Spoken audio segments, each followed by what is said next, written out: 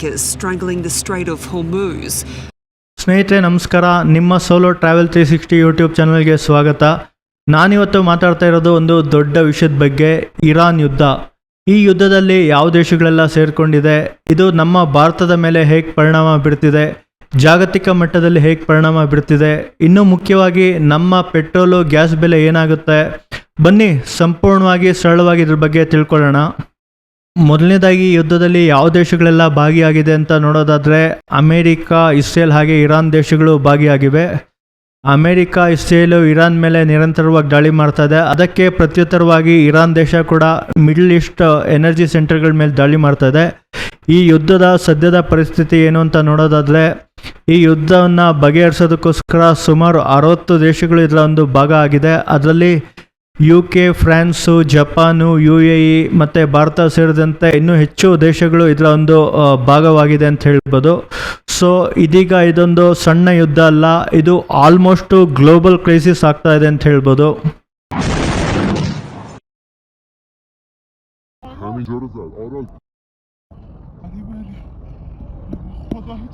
ಇನ್ನು ಈ ಯುದ್ಧದ ದೊಡ್ಡ ಸಮಸ್ಯೆ ಅಥವಾ ಮುಖ್ಯವಾದ ವಿಷಯ ಏನು ಗೊತ್ತಾ, ಸ್ಟ್ರೈಟ್ ಆಫ್ ಹೊರ್ಮುಜ್ ಅನ್ನೋ ಒಂದು ಸೀ ರೂಟು. ಈ ಒಂದು ರೂಟಲ್ಲೇ ಸುಮಾರು 20-30% ಅಷ್ಟು ವರ್ಲ್ಡ್ಸ್ ಆಯಿಲ್ ಸಪ್ಲೈ ಆಗುತ್ತೆ. ಇರಾನ್ ದೇಶ ಈಗ ಇದನ್ನ ಸಂಪೂರ್ಣವಾಗಿ ಕ್ಲೋಸ್ ಮಾಡಿಬಿಟ್ಟಿದೆ ಅಂತ ಹೇಳ್ಬೋದು. ಸೊ ಇದರಿಂದ ಏನಾಗ್ತಿದೆ ಅಂದರೆ, ಇಡೀ ವಿಶ್ವಕ್ಕೆ ಸರಬರಾಜು ಆಗಬೇಕಾಗಿದ್ದ ಆಯಿಲು ಕಂಪ್ಲೀಟಾಗಿ ಸ್ಟಾಪ್ ಆಗಿದೆ. ಹಾಗೆಯೇ ಗ್ಯಾಸ್ ಸಾಗಾಟಕ್ಕೂ ಕೂಡ ಸಮಸ್ಯೆ ಆಗಿದೆ. Global energy crisis already start ಆಗಿದೆ ಅಂತ ಹೇಳ್ಬೋದು. ಈ ಯುದ್ಧದಿಂದ ವಿಶ್ವದ ಮೇಲೆ ದೊಡ್ಡ ಪರಿಣಾಮನೇ ಆಗ್ತದೆ ಅಂತ ಹೇಳ್ಬೋದು. ಆಯಿಲ್ ಪ್ರೈಸಸ್ಸು ಸುಮಾರು ತಿಂಗಳ ಹಿಂದೆ $80-100 ಪರ್ ಬ್ಯಾರೆಲ್ ಇದ್ದಿದ್ದು ಈಗ $100-120 ಪರ್ ಬ್ಯಾರೆಲ್ ಆಗಿದೆ. ಜೊತೆಗೆ 30% ಅಷ್ಟು ಗ್ಲೋಬಲ್ ಆಯಿಲ್ ಸಪ್ಲೈ ಡಿಸಪ್ಷನ್ ಆಗಿದೆ. ಆಹಾರ ಬೆಲೆ ಏರಿಕೆ ಕೂಡ ಜಾಸ್ತಿ ಆಗಿದೆ ಅಂತ ಹೇಳ್ಬೋದು. ಇನ್ನು ಕೆಲವು ದೇಶಗಳಲ್ಲಿ ಫ್ಯೂಯಲ್ ರೇಷನಿಂಗು, ವರ್ಕ್ ಫ್ರಮ್ ಹೋಮು, ಜೊತೆಗೆ ಡ್ರೈವಿಂಗ್ ರೆಸ್ಟ್ರಿಕ್ಷನ್ಸು ಇದೆಲ್ಲ ಕೂಡ ಸ್ಟಾರ್ಟ್ ಆಗಿದೆ. ವಿಶ್ವ ಬ್ಯಾಂಕ್ ಏನು ಹೇಳ್ತಿದೆ ಅಂದರೆ, ಇನ್ನು ಕೆಲವು ತಿಂಗಳವರೆಗೆ ಈ ಯುದ್ಧ ಏನಾದರೂ ಕಂಟಿನ್ಯೂ ಆಯಿತು ಅಂದರೆ ಕೋಟ್ಯಾಂತರ ಜನರಿಗೆ ಆಹಾರ ಸಮಸ್ಯೆ ಆಗ್ಬೋದು ಅಂತ ಹೇಳ್ತಾ ಇದೆ. ಸೊ ಇದು ಯುದ್ಧ ಮಾತ್ರ ಅಲ್ಲ, ಇದು ಗ್ಲೋಬಲ್ ಎಕನಾಮಿಕ್ ಕ್ರೈಸಿಸ್ ಸಿಗ್ನಲ್ಲು ಕೂಡ. ಈ ಯುದ್ಧದಿಂದ ನಮ್ಮ ಭಾರತ ದೇಶಕ್ಕೆ ಹೇಗೆಲ್ಲ ಪರಿಣಾಮ ಆಗ್ತಿದೆ ಅಂತ ನೋಡೋದಾದರೆ, ನಮ್ಮ ಭಾರತ ದೇಶಕ್ಕೆ ದೊಡ್ಡ ಮಟ್ಟದಲ್ಲೇ ಪರಿಣಾಮ ಆಗ್ತಿದೆ ಅಂತ ಹೇಳ್ಬೋದು. ಯಾಕಂದರೆ ಸುಮಾರು 90% ಆಯಿಲನ್ನು ಭಾರತ ದೇಶ ಇಂಪೋರ್ಟ್ ಮಾಡ್ಕೊಳ್ಳುತ್ತೆ. ಅದರಲ್ಲಿ LPGಯನ್ನು ಡೈರೆಕ್ಟಾಗಿ ಈ ಗಲ್ಫ್ ಕಂಟ್ರಿಗಳ ಮೇಲೆ ಅವಲಂಬಿತ ಆಗಿದೆ ಅಂತ ಹೇಳ್ಬೋದು.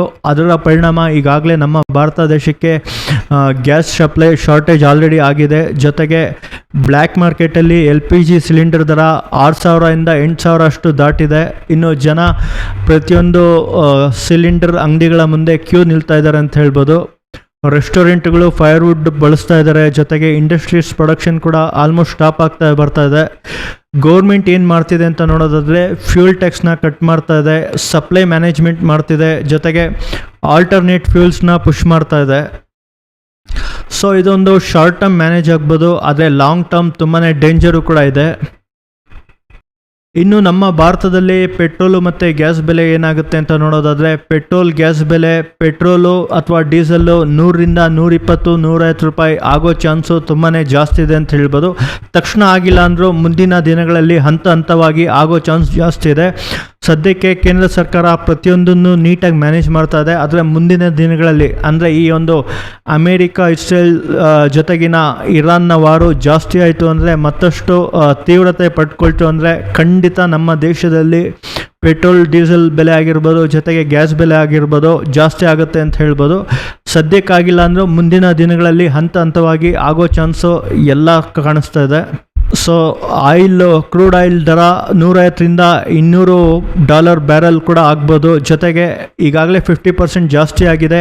ಇನ್ಫ್ಲೇಷನ್ ಜಾಸ್ತಿ ಆಗ್ಬೋದು, ಟ್ರಾನ್ಸ್ಪೋರ್ಟೇಷನ್ ಕಾಸ್ಟ್ ಜಾಸ್ತಿ ಆಗ್ಬೋದು. ಟ್ರಾನ್ಸ್ಪೋರ್ಟೇಷನ್ ಬೆಲೆ ಜಾಸ್ತಿ ಆಯಿತು ಅಂದರೆ ಡೈರೆಕ್ಟಾಗಿ ಅದು ಫುಡ್ಡಿಗೆ ಜಾಸ್ತಿ ಆಗುತ್ತೆ, ಫುಡ್ಡಿಂದ ಪ್ರತಿಯೊಂದಕ್ಕೂ ಜಾಸ್ತಿ ಆಗುತ್ತೆ ಅಂತ ಹೇಳ್ಬೋದು. ಹಾಗೆಯೇ ಮನೆ ಖರ್ಚು ಡಬಲ್ ಆಗುತ್ತೆ ಅಂತ ಹೇಳ್ಬೋದು. ಇದರಿಂದ ಮಿಡಲ್ ಕ್ಲಾಸ್ಗೆ ಒಂದು ದೊಡ್ಡ ಮಟ್ಟದ ಶಾಕ್ ಆಗೋ ಚಾನ್ಸ್ ಜಾಸ್ತಿ ಇದೆ. ಇನ್ನು ಮುಂದೆ ಏನಾಗ್ಬೋದು ಅಂತ ನೋಡೋದಾದರೆ ಪಾಸಿಬಿಲಿಟಿ 3 ಸಿನಾರಿಯಸ್ ಇದೆ. ಒಂದು ವಾರ್ ಸ್ಟಾಪ್ ಆಗ್ಬೋದು, ಇದೊಂದು ಪಾಸಿಟಿವಿಟಿ. ಇಲ್ಲಾಂದರೆ ವಾರ್ ಕಂಟಿನ್ಯೂ ಆಗ್ಬೋದು ಲಾಂಗ್ ಟರ್ಮ್ ವಾರ್ ಕಂಟಿನ್ಯೂ ಆಯಿತು ಅಂದರೆ ಇಡೀ ಗ್ಲೋಬಲ್ಗೆ ಇದು ಅಫೆಕ್ಟ್ ಆಗೋ ಚಾನ್ಸ್ ಜಾಸ್ತಿ ಇದೆ. ಹಾಗೆಯೇ ಫುಲ್ ಗ್ಲೋಬಲ್ ಎಸ್ಕಲೇಷನ್ ಕೂಡ ಆಗ್ಬೋದು. ಈ ವಾರು ದೊಡ್ಡ ಮಟ್ಟದಲ್ಲಿ ನಡೆದು ನಾವೇನು ವರ್ಲ್ಡ್ ವಾರ್ 3 ಅಂತ ಹೇಳ್ತೀವಲ್ಲ, ಆ ವರ್ಲ್ಡ್ ವಾರ್ 3 ಆಗೋ ಚಾನ್ಸ್ ಕೂಡ ಜಾಸ್ತಿ ಇದೆ ಅಂತ ಹೇಳಲಾಗ್ತಾ ಇದೆ.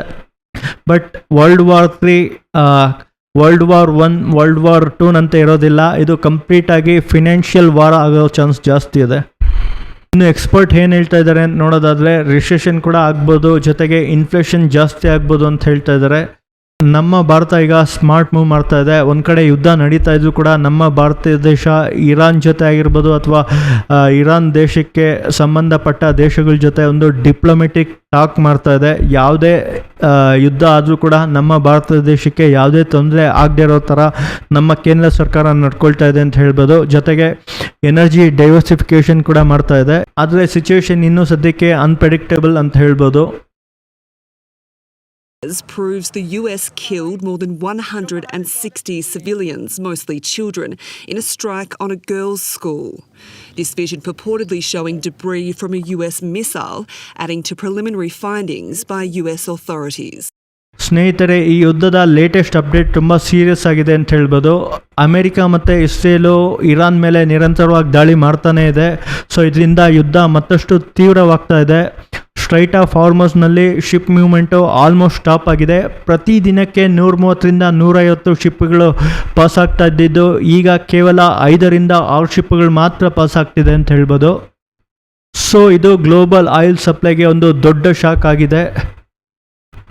ಸ್ನೇಹಿತರೆ, ಈ ಯುದ್ಧ ನಮ್ಮ ದೇಶದಿಂದ ತುಂಬ ದೂರದಲ್ಲಿ ನಡೀತಾ ಇದ್ರು ಕೂಡ ಅದರ ಪರಿಣಾಮ ನಮ್ಮ ಮನೆ ಬಾಗಿಲಿಗೆ ಬರ್ತಾ ಇದೆ ಅಂತ ಹೇಳ್ಬೋದು.